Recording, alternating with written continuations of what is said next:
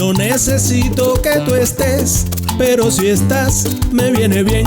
Yo solo quiero hacerte ver un poquitico de mi ser. A fin de cuentas es natural que cada quien sueñe de más para buscar felicidad y ambiciones. Wow, wow. Ambiciones en la vida, eso es normal. Wow, wow, wow, wow. Cuando sueño yo me siento diferente. Bonjour a tutti quanti, amigos, enemigos, creyentes, no creyentes, estúpidos e inteligentes. Hoy abrí un poquito diferente, mostrando primero la miniatura del video, pero con una música de fondo, que es un tema que yo acabo de componer, o sea, acabo de parir, que se llama Vengo a regalarte un sueño, subirlo a mi otro canal, al canal de mis videos musicales, que se llama Elito George. Además, vamos a seguir con ese mano a mano que tuvimos con el escambrayano, el escritor y revisionista de la Revolución Cubana, ese guajiro natural que se llama Nelson Machín Viera. Pero todo esto después de la introducción, porque esto es, como siempre, del lobo un pelo y sin pelos en la lengua. Sigla.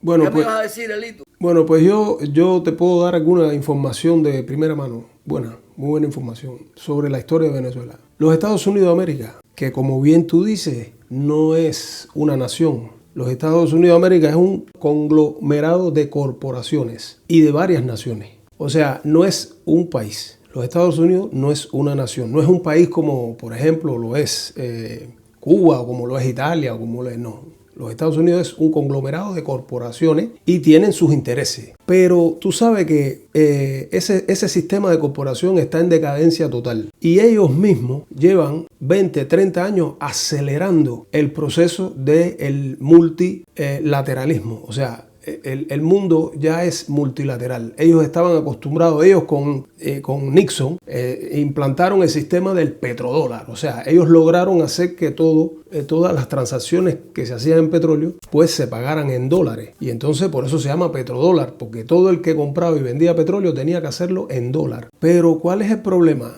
Que con ellos empecinándose, porque ellos se han empecinado en dominar el mundo, porque mantener ese grupo de corporaciones no es fácil, no puede ser fácil. O sea, ahí tú tienes que darle de comer a muchos multimillonarios, a muchos grupos que quieren comer, es lógico. Eso es lo que se llama el Estado profundo, el Deep State. Esa gente se sientan una vez al año y deciden lo que van a hacer en el mundo, tranquilamente. Vamos a formar a esto, normal, así como jugar ajedrez. Incluso uno de los teóricos, Brzezinski, que escribió un libro que se llama La jugada de ajedrez, más o menos, una cosa así, lo escribió, que son las teorías de geoestrategia que ellos se han formulado, porque ellos se han hecho una cantidad de pajas mentales, pero una cantidad enorme de pajas mentales. Por ejemplo, la pandemia es una grandísima paja mental. Eso fue una masturbación mental de las más grandes, porque es que ellos tienen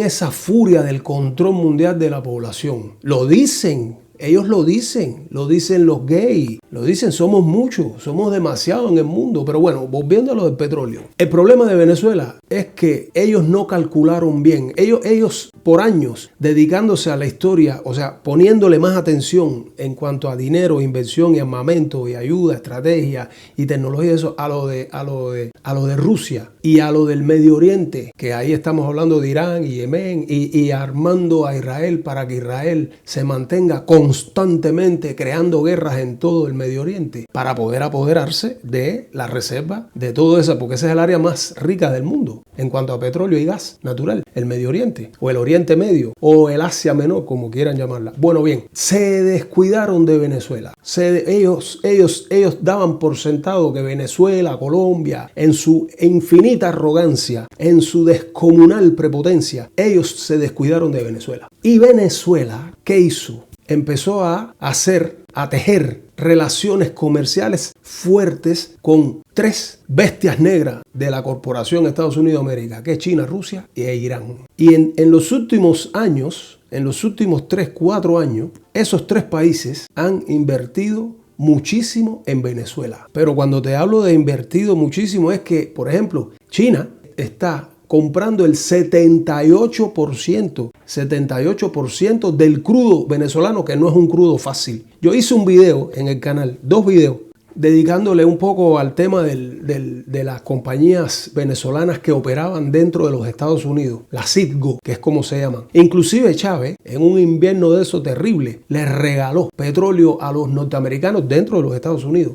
Ahí están los videos están en el canal. Y entonces, ¿qué sucede? Que China ya es dueña del 78%. Rusia tiene grandísimas inversiones en Venezuela, no solo. Y Rusia lleva ya algunos años mandando instructores, personal y armamento a Venezuela. Armamento serio, S-300, baterías bien, en fin. Irán preparando a Venezuela, a los venezolanos, en la guerra esta asimétrica, que es en la forma de luchar que tienen los yemeníes.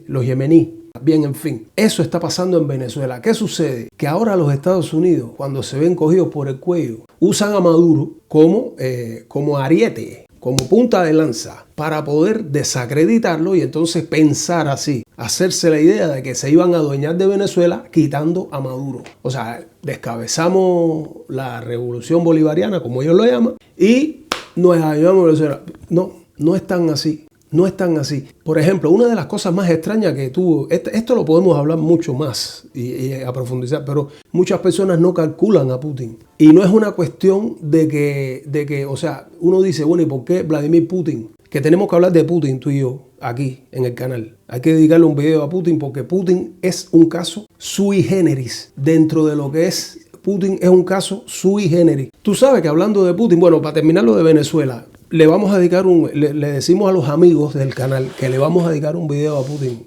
Nos vamos a preparar bien para hablar de Putin, porque yo creo que Putin es una persona de la cual es un presidente o es un político o un estadista. Llámelo como ustedes quieran, político, estadista, dictador, presidente, zar, llámelo como quiera, pero en cualquiera de las denominaciones es un hombre al que hay que dedicarle un video. Por eso es que no es extraño que la primera reacción fue que el Tribunal de Nueva York, yo lo puse, el Tribunal de Nueva York lo primero que hizo fue retiró todas las acusaciones de narcotráfico y apoyo del narcotráfico. Me llamó mucho la atención, ¿oíste? Sí, eso ya es oficial. No sé lo que va a pasar, pero eso me llamó la atención enormemente. Enseguida. Que después de tanto show, vengan a decir eso ahora. ¿Viste? Por eso es que yo te estoy diciendo que detrás de Venezuela no es que los Estados Unidos la tienen tan fácil. No solo. Muchos teóricos y muchos están diciendo que esta semi-invasión, este semi-bombardamiento, llamémoslo como quiera, este paripé, esta comedia, es el paso falso, más falso que han dado los americanos y que le va a costar lo poco que le queda de dominio en el mundo. Sí, porque es que lo primero que le dijeron a todo el mundo fue, oye, este tipo está loco y el que no le haga caso entonces le va a meter bomba. Perfecto, entonces vamos a aliarnos con Rusia, China, Irán,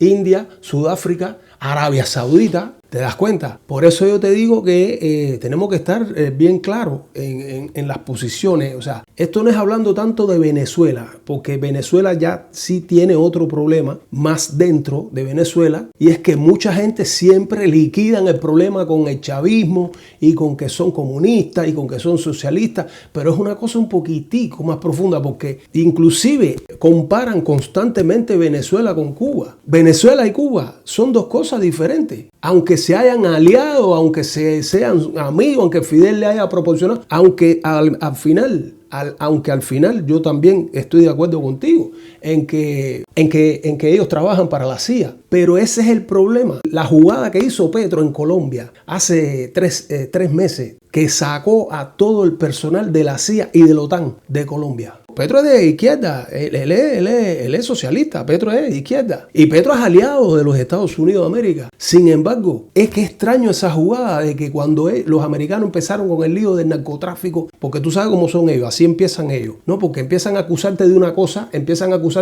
para que se riegue por todo el mundo la bola de que ellos están para luchar contra esa cosa. Pero es que Venezuela es frontera con Colombia. Y entonces Petro hace 3 meses sacó a todo el personal, le dio 3 meses a todo el personal de la CIA y de la OTAN para que salieran de Colombia. Inclusive licenció, o sea, votó al embajador colombiano en Japón, en Tokio, porque el tipo era de la CIA. Lo votó porque el tipo le estaba pasando información a la CIA. Porque Petro dijo, yo no me voy a prestar para la invasión de Venezuela. O sea, para que los Estados Unidos invadan Venezuela. Y además sacó a todos los americanos, el ejército americano. Por lo menos eso fue lo que dijo. Ahora yo no sé si la gente salió o no salió, pero eso fue lo que se hizo público. Por eso digo que la historia de Venezuela es una cosa muy compleja que deberíamos profundizar. Creo que esto se podrá analizar mejor cuando se pueda ver un poco más lejos. Es decir, cuando pasen unos días, tal vez un mes, porque hay mucho gato encerrado ahí y hay que ver, ¿no? Hay que ver. A mí sí me extrañaba que los rusos estuvieran tan tranquilos, incluso los chinos, con este tema. A mí me extrañaba esto. Porque es que, Guajiro, los chinos tienen un arma y tienen a los Estados Unidos cogidos por los huevos. Eso la gente en el mundo no lo quiere ver o no lo sabe. Entender. Los chinos tienen a los norteamericanos cogidos por los huevos. Cada vez que los americanos tiran una chinita, los chinos venden los bonos, porque ¿cómo es posible que, yo lo dije en el video de China, los chinos son los dueños del 38% de los bonos de los Estados Unidos? O sea que cada vez que los Estados Unidos le quieran dar una galleta, los chinos empiezan a vender bonos. Y entonces eso es una cosa increíble, cómo el mundo no se da cuenta. Pero también detrás de eso hay una jugada que yo traté de explicarla en ese video de China. Hay otra jugada, porque yo no entiendo cómo es posible que los chinos sean tan enemigos de los Estados Unidos de América. Y sin embargo, el sistema occidental y sobre todo los Estados Unidos de América están llenos de chinos, repletos de chinos, las universidades, las películas. Dime. Y los chinos son, es decir, el desarrollo de los chinos se lo facilitaron los Estados Unidos. Sí, pero claro. Esa es otra. Eso no se entiende, eso es algo difícil de entender. Y 173 estadounidenses pusieron a Mao Zedong en su momento. Pero claro. ¿Sabes? ¿Por qué ellos juegan así? Para mí es que están buscando la forma de pasar a China la batuta para que ya sea el nuevo imperio. Y eso es tremendo peligro para la humanidad por la cantidad que son. ¿Me entiendes? Aunque de verdad que los Estados Unidos están haciendo unas embarradas que, bueno, nunca han dejado de hacerlas. Nunca han dejado de hacerlas. Que no hay un país que diga, nos liberaron y estamos de maravilla. No. Cuba es uno, después del Maine, de la voladura del Maine, todo lo que vivió, todo lo que ha vivido hasta la fecha ha sido manipulado por ellos. Guajiro, estamos de acuerdo que el ataque al cuartel Moncada, mira para dónde saltando de palo para rumba. Qué bueno es eso, a mí me encanta eso. ¿Estamos de acuerdo en que el asalto al cuartel Moncada es un acto satánico o es muy exagerado decirlo? Para mí sí. Para mí es un acto satánico. Ok. Para mí es un acto, es totalmente satánico y por muchas cosas que ya en otros momentos hablaremos. Acuérdate que me dijiste lo del Marabú. No, vamos a terminar con el Marabú. Vamos a terminar. ¿Sabes? Ya yo creo que para ir terminando, porque se me está acabando la batería de la computadora. Dale. Y estoy lejos de donde puedo poner un cable. Acuérdate, yo vivo en una casa de campo donde caen hasta goteras. Hasta goteras caen. Sí. Oye, me dejaste loco. Llevo 2 días pensando en el lechón asado. Yo caminando, pues además. No. Porque te explico, esta es la semana mía de ayuno. Tú sabes que yo la primera semana, yo te lo dije, la primera semana de todos los trimestres, la primera semana yo no como nada. Yo nada más que tomo té, agua, bien, en fin. Yo no tomo todo líquido. Y coño, y en medio de esta semana a ti se te ocurrió hablarme del lechón asado. No pude hacerlo por la lluvia. Estos días ha sido de tormenta, una cosa inconcebible, porque aquí nunca llueve, aquí es raro que llueva, pero cuando cae, cae toda junta. Vamos, termíname. Entonces, bueno, lo de Marabú, dale. Mira, no fue que quitaron la caña para sembrar marabú, no. El marabú, que el verdadero nombre es acacia. Acacia. Incluso, si no mal comprendo, los masones son hijos de acacia. Sí, no, comprende bien. Y en Cuba hay una organización femenina que serían como las masonas cubanas, que se llaman Hijas de Acacia. ¿Hijas de Acacia? Bien, porque marabú es otra planta. Marabú es otra planta. Incluso la que hay en Cuba tiene que ver con la que hay en la Villa Fernesi en Italia. Se llama Acacia fernesiana, algo de eso, puedo estar pronunciándolo. Pero bien, lo curioso de todo esto, porque esto lo vi, esto a mí nadie me lo contó, lo vi siendo un niño, después de la zafra del 70, porque en los años 60, a finales, paralizaron a todo en Cuba para dedicar a todas las empresas al cultivo de la caña. Y entonces, como la caña se siembra en los campos, pues la caña, porque hay que diferenciar el campo de las alturas. En las alturas no se dan ni la caña ni el marabú, hasta donde yo recuerde. Entonces la caña se siembra en los campos, campo que es llano, con algunas colinas y cosas así. Y el marabú también es ahí donde se da. Entonces, después de la zafra del 70, ya que expropian a los campesinos que les quedaban pedacitos de tierra, potreros, que le quitan las vacas, que lo que le dejan es una basura, le mandan a los niños para las escuelas en las ciudades, a los hijos, o para el servicio militar. Entonces ya el campo queda como que desamparado. Y el marabú es una cosa que va echando semilla y crece rapidísimo. Entonces yo me acuerdo, en este caso, una casa de campo que yo visité mucho, que me marcó mucho en la vida. Precisamente el hombre de la casa era masón.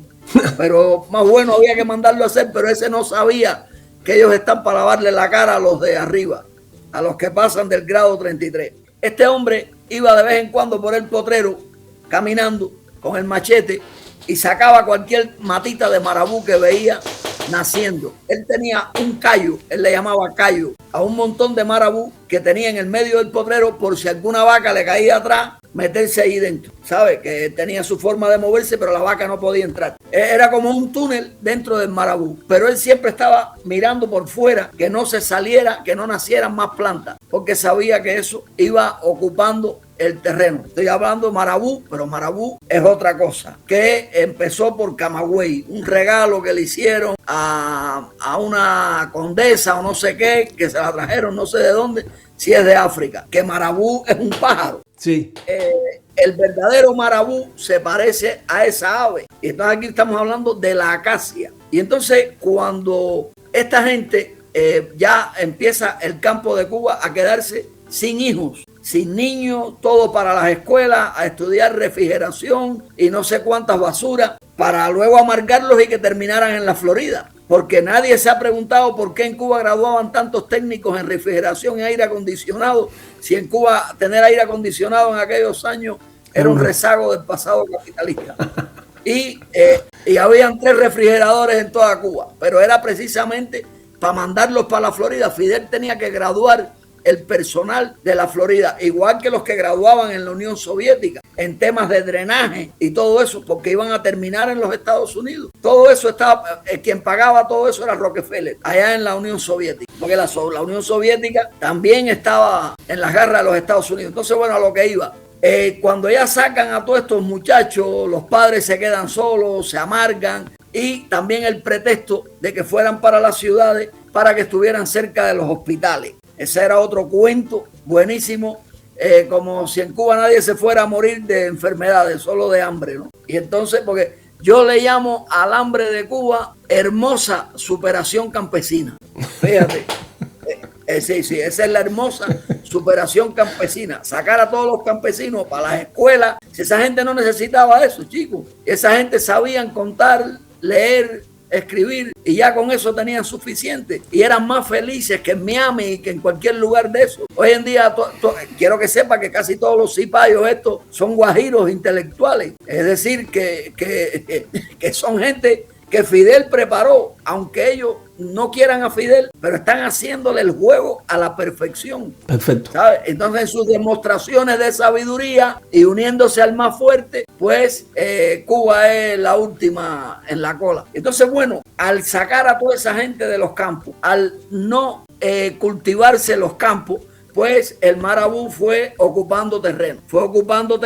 Yo recuerdo cuando yo me iba del campo que yo visitaba, de la casa, ahí está la casa esa, se la muestro mucho, ese hombre y los hijos y la mujer que murió hace poco con casi 100 años.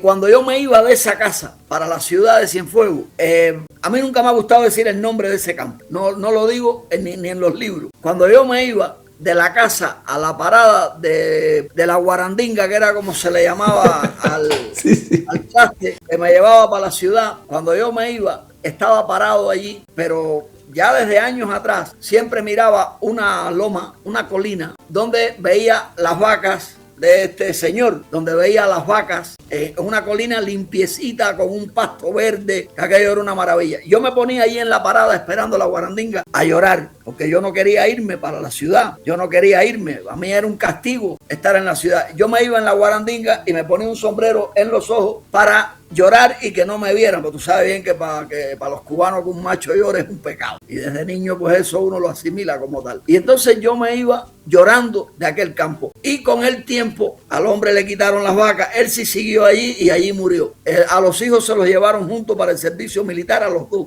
Y entonces yo veía cómo ya cuando no habían vacas allí, que yo seguía yendo allí al campo, miraba para allá arriba, que eso me podía quedar más o menos a 1 kilómetro, pero suponiendo que estaba en lo alto, ¿no? Ya no se distinguían las vacas, no había vaca ni nada. Y vi cómo el marabú fue avanzando y en muy poco tiempo y ocupando todo lo que había sido un potrero, el pasto.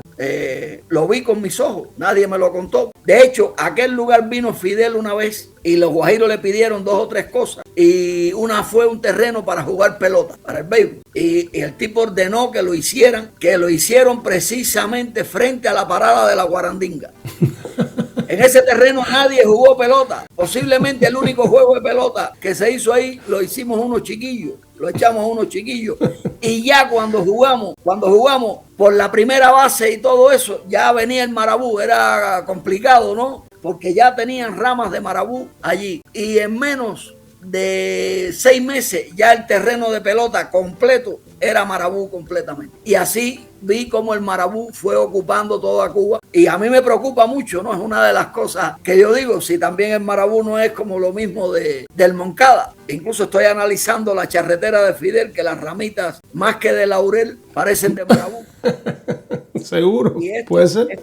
Esto es primera vez que lo escuchas, porque es primera vez que lo digo y creo que de eso no se ha percatado nadie. Pero pronto quiero hacer un video cuando pueda, en una mata de laurel para mostrarlo y en otra de acacia que hay aquí para mostrar, para ver cuál se parece más a lo que tiene el animal ese en la charretera. Ahora que lo dijiste, yo conozco las dos. El laurel y el marabú. Ahora que lo dijiste, a mí se me parece más al marabú que al laurel. Se me parece más, porque la hoja de laurel es más grande. Y lo que tiene, esas dos cositas que tiene como unos flequitos. Que la hoja de marabú es flecosa, son flequitos. La hoja de laurel no es flecosa. Bueno, puede ser, yo lo creo. No. La hoja de marabú se parece a aquella que le llamábamos dormidera. Efectivamente. No sé si Sí, como que no. la tocábamos y se cerraba. Era un misterio bonito, ¿no? Tenemos que para terminar decirles a los amigos, bueno, espero haber cubierto todas las curiosidades, todas las preguntas, haber respondido todas las preguntas que nos hicieron, y que siempre es un placer hablar con el guajiro. Y las que no hicieron, y las que no hicieron también. Pero bueno, siempre yo tengo que aprovechar, porque para coger a Nelson no es fácil. Ahora no cogemos así, pero no es fácil cogerlo. Coger al guajiro es un placer hablar con una persona que tiene tanta sabiduría, que tiene tanta tanta historia Bueno, y tanta lógica. Pues Nelson, seguimos entonces, Lito. coño, siempre un placer, es un enorme placer conversar contigo. Tenemos ese proyectico ahí, ya yo tengo la canción, el jingle, Entre Islas. Yo le dije a los amigos aquí, que teníamos ese proyecto Entre Islas, por lo menos una vez a la semana, el día que decidamos, pues vamos a hablar de Cuba y de muchas cosas más. Porque no solo de pan vive el hombre. Así que un abrazo grandísimo y al combate, siempre con el pie en el estribo. Arriba, hermano. Te quiero, Guajiro, te quiero mucho. Cuídate mucho. Véngale. Chao, chao. Este mundo está revuelto, pues te mienten sin pudor. Gobernantes, periodistas, las Big Pharma sin control. Te disparan en las venas un veneno aterrador que te pone como un zombie al servicio del Señor.